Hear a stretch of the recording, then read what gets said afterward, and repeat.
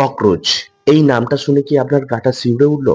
হ্যাঁ, কিছু কেমন মহিলা আছে, তারা এই নামটা শুনলেই তাদের গা শিউরে ওঠে। আবার শোনা যাচ্ছে ইদানিং একটা নতুন পার্টির আবির্ভাব হয়েছে, সেটি হলো ককরোচ জনতা পার্টি।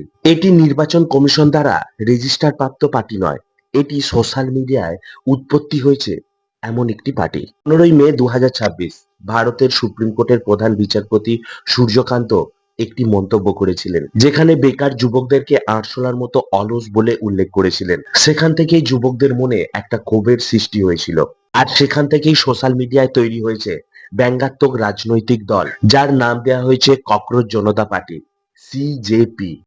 সিজেপি পার্টিটি মহারাষ্ট্রের অভিজিৎ দীপকে তৈরি করেছেন।